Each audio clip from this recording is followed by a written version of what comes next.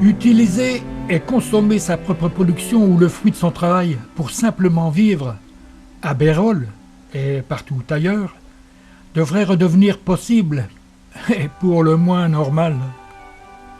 Même si les prélèvements dits obligatoires voulus par un système dépassé, invivable, devenu une manne nourricière, trop facile à prendre, trop injuste, trop méprisante, cause de sa propre faillite, cause de nos multiples problèmes. Même si ces prélèvements perdurent et deviennent humainement possibles dans une juste et sereine mesure et nécessité,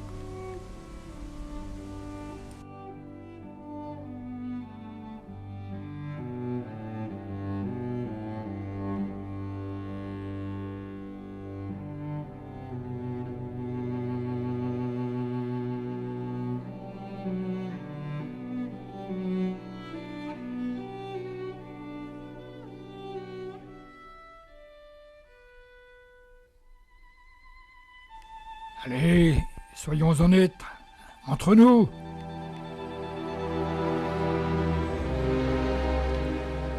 Allez, reconnaissons-nous tous que, à Bérol comme ailleurs,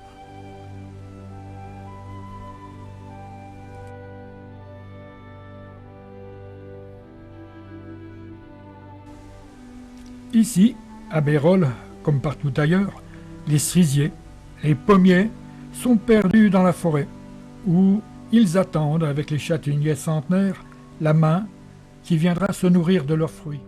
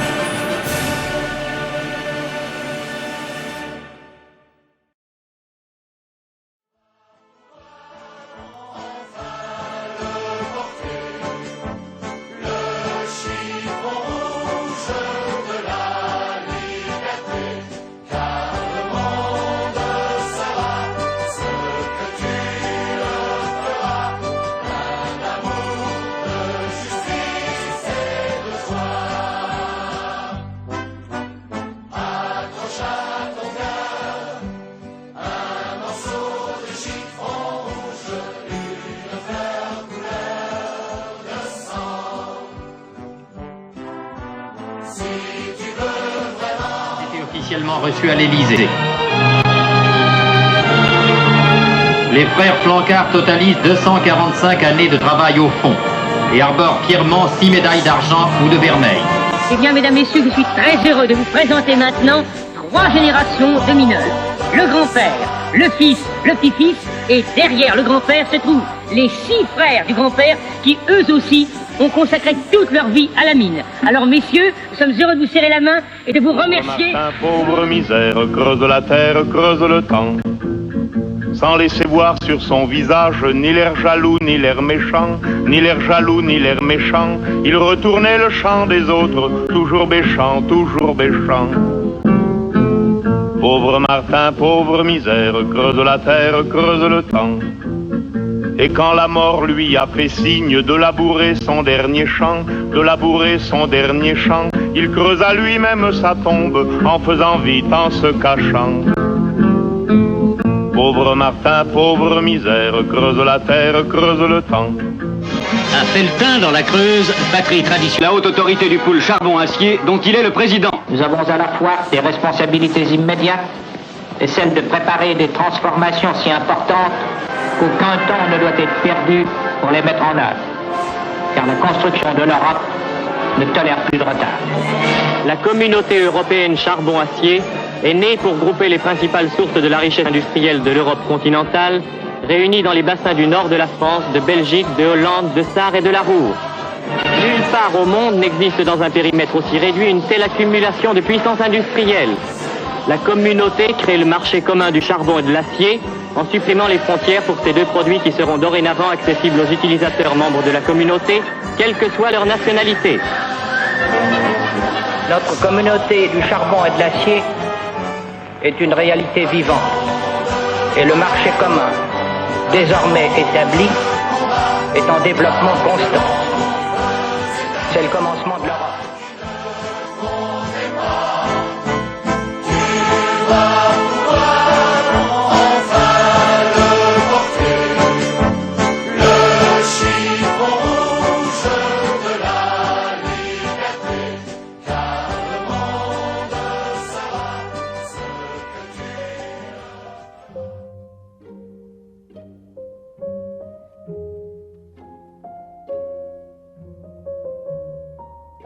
Bien continuer.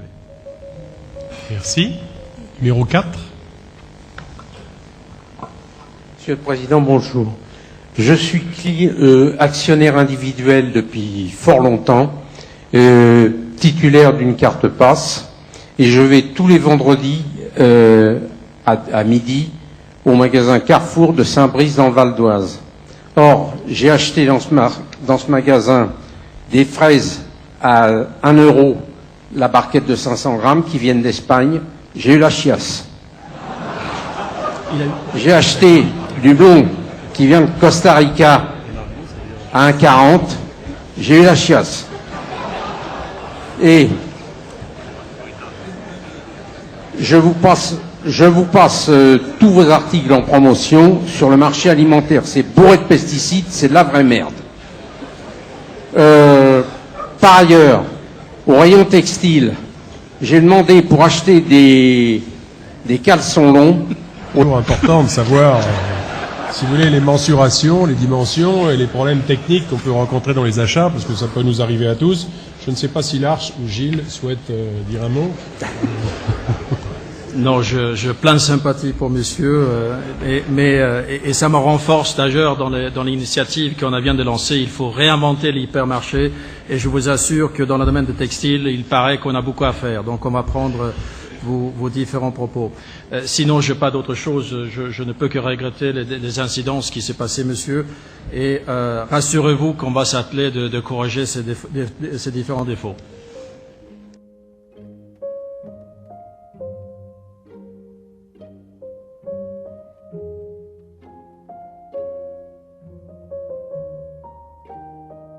Les lobbies, vous vous rendez compte, ils vendent, jusqu'alors ils avaient toute la chimie, maintenant ils ont les semences, ils ont acheté toutes les semences, et ils vont vous fabriquer des semences qui, grâce à l'OGM, qui ne pourront pas se reproduire, c'est qu'ils sont stériles, vous imaginez, ils sont en train de mettre en danger toute l'alimentation humaine, et ils forceront les agriculteurs à racheter les semences, et ces semences sont résistantes à leurs produits chimiques à eux. C'est merveilleux, quoi. C'est tout sauf de la démocratie. Mais vous savez, la démocratie, elle est fragile. Hein. Si nous ne la surveillons pas, elle a vite fait de s'échapper. Et les OGM, c'est la pire atteinte à la démocratie depuis Hitler. Mais les gens l'ont pas encore compris.